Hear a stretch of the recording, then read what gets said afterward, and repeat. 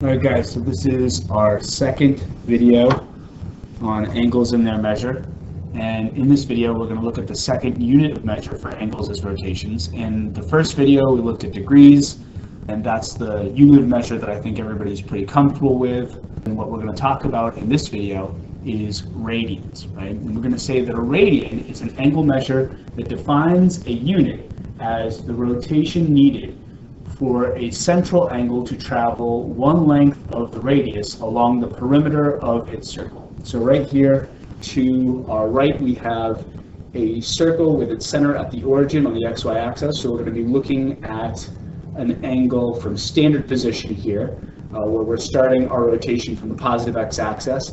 And right here we can see that the radius is going to extend from the origin to the perimeter of the circle, and we can say that that length right there would be the radius. And a rotation that starts on the positive x-axis and rotates a length of the radius along the perimeter of the circle is going to look something like this. We would say that would be approximately, and we'll sort of, it's written in the small print there, but we'll write a little bit, that would approximately be 1 radian, right? And in general right here when we're talking about radians, we tend to abbreviate with RAD, but also you can note radians with just the number, right? If it's degrees, we'll write that little circle in the upper right corner, but if we're talking about radians, a lot of times we'll say just the number. And what we're saying here, this angle, is that what we've done is we've traveled a length of the radius along the perimeter of the circle, right? So we're saying that this length right here and this length right here are the same, right? Now, in general, what we can say is that a rotation that is 1 radian will be the same rotation for all circles. In other words, it doesn't matter how big the circle is or how small the circle is. This rotation of 1 radian will always give us 1 length of the radius along the perimeter of our circle. And we've got a little program that can help us see that. Right here we're talking about a circle, of course. Its center still on the origin, on the XY axis, and of course our rotation is in standard position here. We're saying that our radius is of length 3, which is pretty much the same what we're seeing in the notes. Right here, we've got a rotation that takes us 1 length of the radius along the perimeter of our circle. We're saying the radius is 3, and this S, which is the arc length, or the portion of the circumference, is also 3, and that's basically this length right here, right? Now, right here what we're saying is, if we were to expand this circle, right, make the circumference larger, the radius of our circle would change proportionally. What we can see is, as we go from a radius of 3 to a radius of 4, that arc length is going to change to 4, and the radius itself will also change to 4. And we'll notice that we haven't changed the angle at all, right? So the larger the circle gets, the larger the radius gets, and the things are happening proportionally such that that rotation of 1 radian still gives us a length of the radius along the perimeter of the circle. Similarly, if we go ahead and make our radius smaller, making our circumference smaller, our arc length is going to get smaller in scale to the radius, right? And we're basically seeing that rotation as still giving us a length of the radius along the perimeter of the circle, right? So right here, since the circle's circumference is proportional to its radius, the angle measure needed to rotate the radius for 1 circle will rotate the radius for all circles. And that's what we're saying in general, is that a rotation of 1 radian will always take us the length of a radius along the perimeter of the circle when we make that rotation a central angle, right? So in general, when we're talking about radians as a unit of measure, we want to be able to use that unit of measure to talk about all rotations, right? And so in general right here, the first question we need to ask ourselves is, how many radians is it going to take to get a full rotation, rotate all the way around, right? And since we're defining radians as a rotation that takes us the length of the radius along the perimeter of the circle for a central angle, we can relate this to circumference of a circle, which is, of course, the distance around the perimeter of a circle, right? Now, right here, if we're saying that a radian is basically 1 length of the radius, really what we're asking is, how many lengths of the radius do we have along the perimeter of a circle, right? Or in the circumference. And so, right, take our circumference as 2 pi r and divide by r, we're saying how many radiuses fit into 2 pi r. And right here we see our r's cancel, and we get 2 pi radiuses along the perimeter of a circle, or approximately 6.28 radiuses. So we're saying there's a little bit more than 6 radiuses along the perimeter of the circle, and so in general we would say that we have a little bit more than 6 radians of rotation in a full rotation, right? And what we're going to do here is take our circle and impose our XY axis so that we can sort of standardize our rotation here. We're going to be starting rotations from the positive x-axis. We're saying right here that this is approximately a length of the radius, and we're going to sort of count out lengths of the radius along the perimeter to sort of see that this is true. Now, this is going to be an approximation. It's not going to be perfect, but we can sort of get a general idea of what we're seeing here. So we rotate one length of the radius, and that maybe takes us to about right here. Another length of the radius might take us to about right here. And then right here, we're saying we're coming just short of a half rotation with 3 lengths of the radius. Right? So this is 1 radian, this is 2 radians, this is 3 radians, and now right here, 4 radians is going to take us into the 3rd quadrant to about right here, right? There's 4 radians, and then as we continue to count out lengths of the radius, we could say that this might be 5 radiuses, and then 6 radiuses might be about right there, and what we'd see is that there would be an additional 0.28 radiuses past our 6 radiuses, right? So in general right here, what we're going to do is we're going to sort of relate the idea of radians to rotations that make sense for us to talk about in terms of quantities of rotations. And in general, this is going to be quarter rotations, right? So when we're talking about radians, because we can say that a full rotation is going to be 2 pi radians, we tend to talk about radians in terms of pi instead of just straight units. So right here, what we're going to do is erase these numbers, and we're going to think about rotation in terms of pi radians. So we'll start with no rotation at all, which would be 0 radians. If we're talking about a full rotation, we know that's going to be 2 pi, so a rotation all the way around would be a rotation of 2 pi, which means that a half rotation is going to be half of 2 pi, or a rotation of pi radians.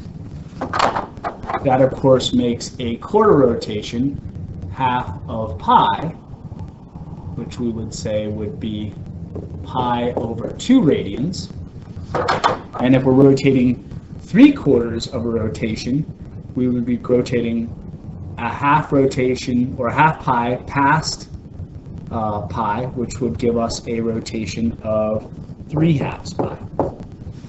Now, the thing to remember here is that these rotations are really the same as the corresponding degree rotations, right? So if we put our XY axis with the origin at the center, we would say, of course, that we would have 0 degrees for no rotation. We would be looking at 90 degrees for a quarter rotation, which would correspond to pi over 2 radians. We would say that we would have 180 degrees for a half rotation, which would correspond to pi radians. Say that 3/4 of a rotation would be 270 degrees, corresponding to 3/2 pi radians. And a full rotation in degrees we know is 360, which corresponds to a full rotation in radians of 2 pi. Right? In general, what we say is that degrees are more commonly used when we're talking about angles and shapes, and radians are more commonly used when we are talking about rotations for the trig function. So radians are definitely a measure of rotation that we're going to want to get comfortable with. And so on our next page, we are going to try to draw these rotations that we're given from standard positions. So we have circles with their centers at the origin here. And what we want to do is basically sort of approximate the rotation from standard position that we're seeing with each of these rotations. So right here, if I'm looking at 1 radian, we might say, okay, well, that's a rotation that takes me a length of the radius along the perimeter of this circle, so that might be a rotation that would look something like this. And I think that really it's important to draw that little arrow to remind ourselves that what we're seeing here is an amount of rotation. It's not specifically an angle, it's an amount of turning that we're doing, right? Now we see that amount of turning, that those 2 rays meeting at the vertex there. But in general, we want to be able to think about this as an amount of turning. If I'm looking at 60 degrees, that's 30 degrees less than 90 degrees. We could consider that to be 2/3 of a quarter rotation, since we can say that there are 3 increments of 30 degrees and 90 degrees, and 2 of those would be 60 degrees. So right here we might say that's 30 degrees, that would be 60 degrees. And right here we might say that this 60-degree rotation would be a rotation that looks something like that from standard position, right? Now right here we can notice that these 2 rotations are very similar. They're not exactly the same, but if we think about a half rotation in radians being pi radians, that's approximately 3.14, and 1 radian would be a little less than 1/3 of that. 60 degrees is exactly 1/3 of 180 degrees, which is a half rotation in degrees. So right here we're seeing very similar rotations with 1 radian and 60 degrees, even though they're not equal. All these are going to be approximations, and what I want you guys to do is to go ahead and do C, D, E, and F, and G on your own. Just try to approximate what these rotations would be on these little graphs right here. And we're going to pause the video and let you guys give this a shot. All right, guys, so let's take a look at these. With 120 degrees, we're talking about a rotation that is 30 degrees past 90 degrees, right? We know that 90 degrees is a quarter rotation, and we're going 30 degrees past 90 degrees. We know that 30 degrees is 1/3 of 90 degrees, so we're saying we're going 1/3 of a quarter rotation past a quarter rotation. So this would be a rotation of 90 degrees, and we're going an additional 30 degrees past that, and that right there would be 120 degrees. In terms of rotation, right?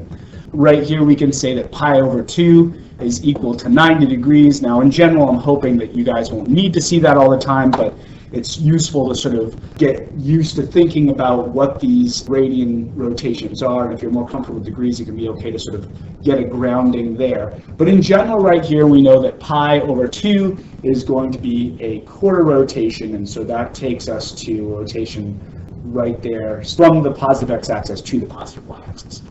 When we're looking at 3/4 pi radians, we're really looking at a rotation that is pi over 4 past a half pi, right? A half pi is a quarter rotation. Pi over 4 is going to be half of a quarter rotation. So right here, we're rotating pi over 2, and then an additional pi over 4 past that, which is a half of pi over 2, so that takes us halfway into that second quadrant with rotations, and that would be 3/4 pi, right?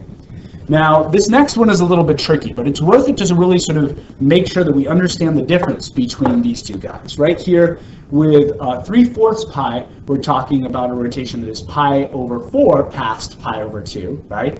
And with 4/3 pi, we're talking about a rotation that is pi over 3 past pi. Now pi is a half rotation, so that's going to be this amount of rotation right here.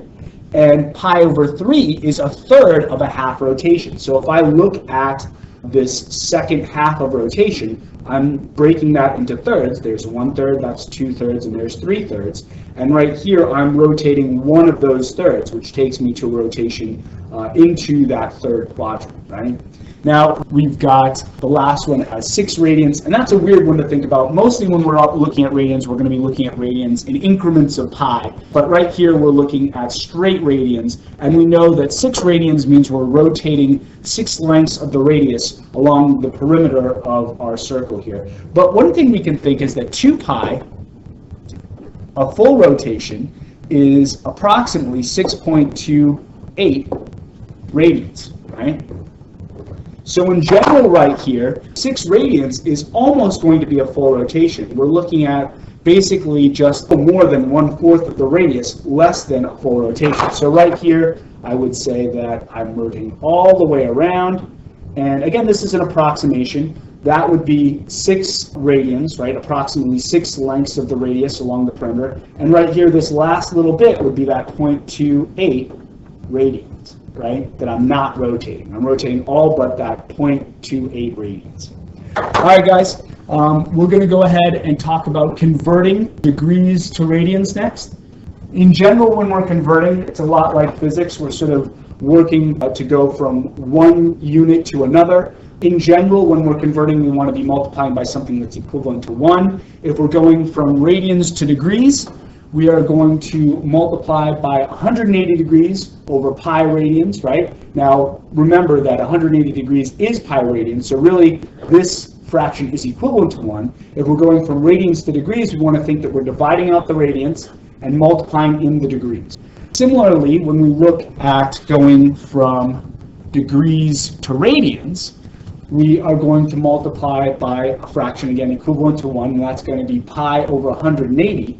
And again, right here, what we're looking at is multiplying in the radians and dividing out the degrees. So we'll sort of go through and do one of each of these together, and then I'm going to give you the b from each section to try on your own. So right here, when we're looking at pi over 3 radians, and we want to convert that to degrees, we're going to multiply by 180 degrees over pi.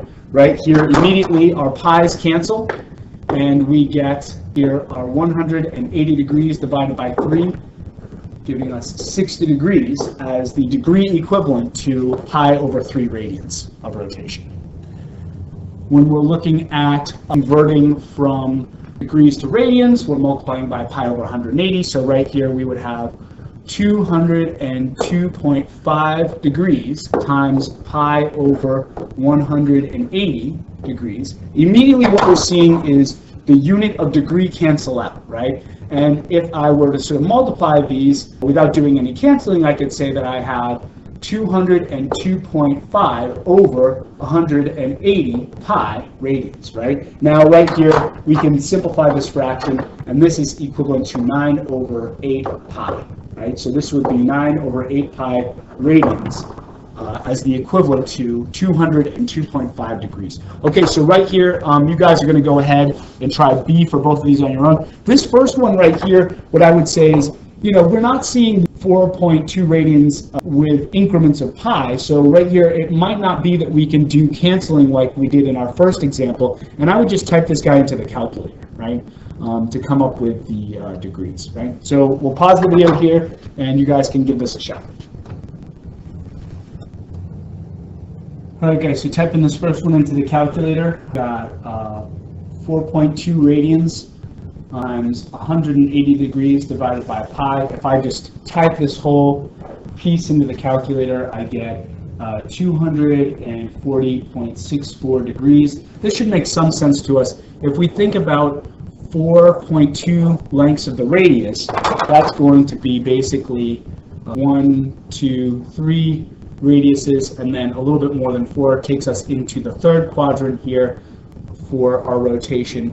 And right here, if we look at 240.64 degrees, we can say that that is going to be a degree measure that falls between 180 and 270. So this 240.64 degrees should make a little bit of sense when we say that it's equal to 4.2 radians, or approximately the same as 4.2 radians.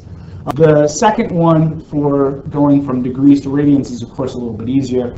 We multiply 90 degrees times pi over 180. Our degrees cancel. We get 90 over 180 pi, and of course, this is equal to 1/2 times pi, which is going to give us pi over 2. And of course, 90 degrees, we've already said, we know is pi over 2 radians. But it's worth it to just sort of give one of these a shot with an easy example, just so that, to confirm that this works, right? So we're going to stop the video here and see you in the next video.